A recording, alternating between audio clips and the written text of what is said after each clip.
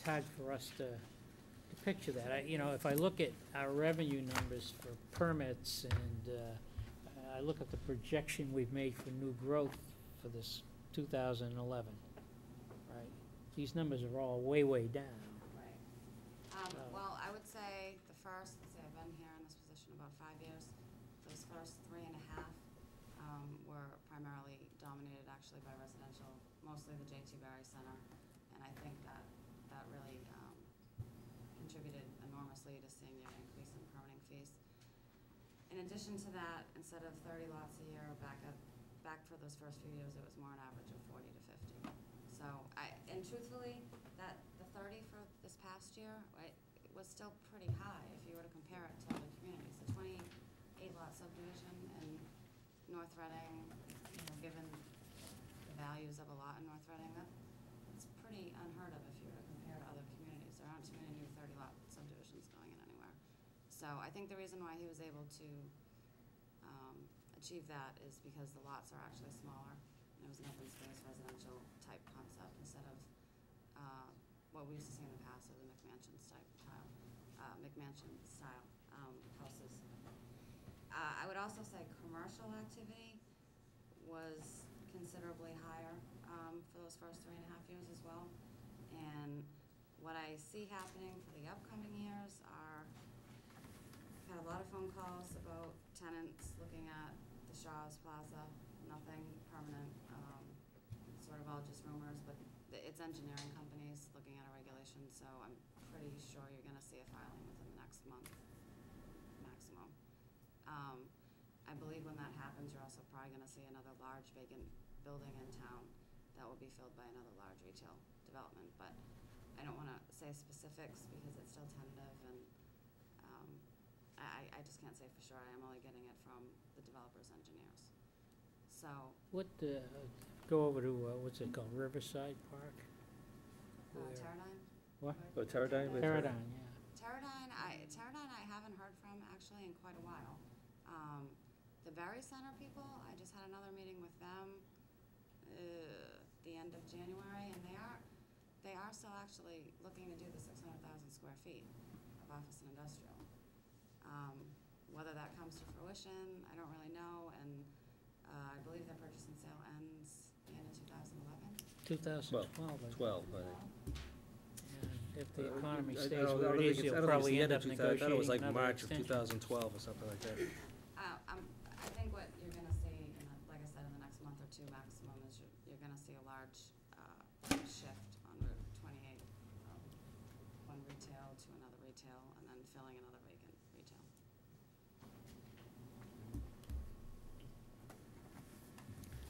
I know that sounds vague. I'm happy to talk to you. You said enough. Okay. But yeah, as far as the budget goes, the level services, like I said, it's pretty much the same as last year. We functioned fine last year as far as the budget went. Fortunately, we have the community development fund, so when we took the 3% hit, we were able to offset the 3% reduction by utilizing the community development fund. If not, I think you'd be hearing more of a desperate plea or cry, but my budget is actually, maybe I'm just fortunate. So you have a community development fund, you said? Yes. Okay. And how does that augments your current budget? That augments our current budget. The community development fund, I don't know the balance off the top of my head, but it was enacted, I believe, early 90s. It was a town meeting vote. Can only be used for purposes of promoting community development. The funding that goes into it is a contribution from developers when a subdivision is permitted, and it's $2,000 per lot. Joe, you wouldn't happen to know what the balance of that fund is, would you? No, not the top of my head. I think it's 120,000. Somewhere, I could be off 5,000, but. It is over 100,000. It is over 100, yes. So I know in the past we've used it for improvements at the corner of North Street and Central Street. There were some sidewalks, and there was also a sidewalk study further down at the corner of North Street and Haverhill Street. When we permitted this 28 lot subdivision, there was no monetary contribution because that developer is going to install a sidewalk from the corner of Marblehead to the intersection of North So it varies depending on what the From offsite. Marblehead to North Street? Haverhill? Yes, Haverhill. On I'm Haverhill sorry. Street? Yes, I mean, Haverhill Street. There's already a sidewalk on, On the left-hand side, right. there's a big gap. If you drive down. From Yeah. Charles, just from Charles Street to, Yeah. no, I think it's still there. There's a If you- sidewalk if you there. Take the right, it's, I believe it's on the left-hand side. From, I think From only, that subdivision where, I- the Stanley property was. right. Oh, so on Marblehead Street. All the way, yeah, on Marblehead all the way to Haverhill Street. There's only a sidewalk on one side, I believe. So. Heidi, the missing GIC resource, Yes. how does that impact? Well, it really threw a wrench in the permitting software we purchased with the grant, because someone needs to maintain it, and the department that uses that the most is the building department. So, in addition to creating the GIS maps, that person also is responsible for updating all the GIS changes that are used on the GeoTMS software. So that was a shared resource with the building? Yes. So, actually, they did it for all the departments who used it. And the GIS position created maps for any department in town. And believe it or not, it was used heavily by the schools and the police and DPW. Those were probably the top three. And building department used it the most for maintenance of the software. So the records in the permitting software are inefficient because the maps they're not updated. They haven't been for a year and a half now.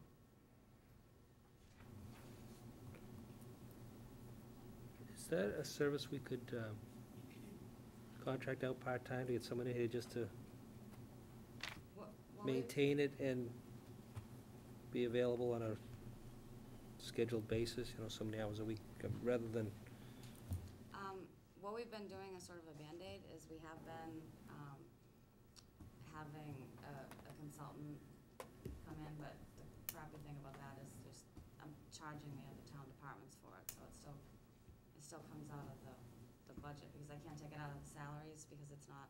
right, that's why I'm wondering if we should create, or even, again, if we're not gonna be able to fill this position, increasing the expense portion, or creating another line item for Well, one thing I saw. consulting services, and take a portion of the allocation that we have here, put it into there so that you'd have the resources, and again, we're not charging, taking it out of this pocket and putting it in that pocket.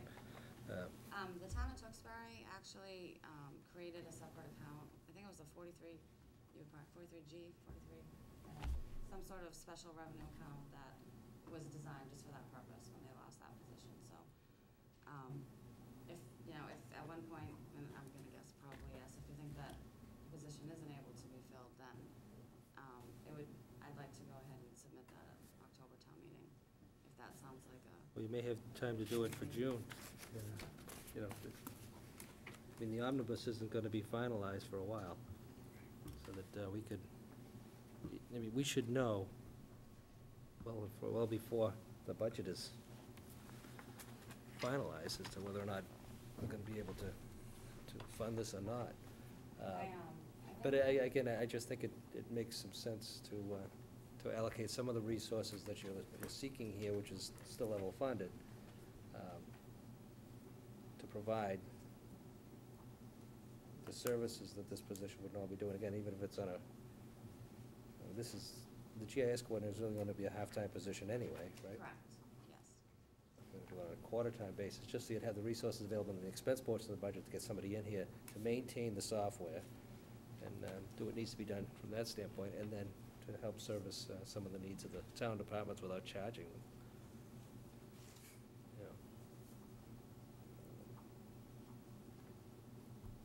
Just something we should be considering, or the CPC should be considering, and we need to consider from our standpoint anyway, if it's coming out of our other budgets to fund a necessary resource that we already should be providing anyway. Mhm. And let's, Actually, it's funny, Barbara just left, but she actually just had a pretty large bill come in as well. Because she was also, in addition to the GeoTMS software, she was also using the pictometry software. what software? The pictometry software, it was free. It was provided through the Regional Planning Commission. basically it's sort of like an attempt to decentralize GIS so that you can actually try to fiddle with it and create maps yourself in the event of not having a GIS person. We had training for all of town hall, but kind of fizzled just because nobody, you have the training, and then if you don't use it every day, it doesn't resonate, so. I could look at the Tewksbury town meeting vote again. I think, if I remember correctly, actually when developers came in, they required it, and it was developers who actually contributed to the fund. It wasn't town. It just required town meeting authorization, but when they came in to get their Mylars recorded and to bring them to the registry, they were charged a fee for those plans to be uploaded into the GIS system. So, I don't know if that's something, that's the route you want to go, or just the regular route to establish them. Can you clarify this to me? The GIC is in whose budget? GIS. It's in my budget. It's in your budget, Yes, and therefore there's funds in the budget right now, but there's a hiring freeze. Correct. So the level funded budget actually has money for that position. It should, yes. This Right. budget has the position in, and it had it in last year. That's what I thought I heard earlier, I just wanted to confirm. Right. It's just a question as to whether or not we're gonna fill the position. Right. Rather than incurring an expense, getting some outside services. Any other questions for Heidi? I'd like to see what Tewksbury did. I'm interested in that, but also if you can provide to us what you've expended in terms of consulting cost Oh, sure. last year. That'd be fine. That'd be helpful too. Just one other thing, I know that we had in here about 9 months ago, we had Peter Milano from the Yes. State Economic Development Office. Mhm. Is there anything going on with the state in terms of the planned economic development area that I know was that discussed? Greg and I met with Peter, and Peter suggested having the Regional Planning Agency fill out the application because of the demographic research and things like that. I know Greg has someone over there working on it. Okay. That's the last I heard of it. Does it fall into a black hole, or is it just, It shouldn't fall into a black hole. I just don't know. Greg's sort of been the primary point of contact with MAPC on that, so I was just copied on the original, request for them to go ahead and do it. mhm. Greg would probably have a better idea of where it's All at. right. Just one other thing too. You applied for the downtown technical assistance grant? Yeah, we. Oh, Yeah, okay. that was me. But yes, thank you for noticing I applied for it. Sorry to hear that. I Was that too. what assisted in doing a feasibility study to determine the value of commercial property in Right. Route 28? See, and As it is now versus with sewage, correct? yes, and I actually think that's in my understanding, that's the intent of that community development fund I mentioned earlier for studies like that, and it's just right now we're using it to offset other expenses that would have been in the budget. Do you know how much a feasibility study for that purpose would cost? It was 10,000, because I had to get a quote for the grant. It was from the Cecil Group in Boston, So the study itself would cost 10,000? yes. And we have $120,000 in the community development Yeah. fund? We may want to think about doing that feasibility study Right. in conjunction with moving forward with wastewater As projects. far as the control of the community development fund comes under the community planning commission, or? It does. Okay.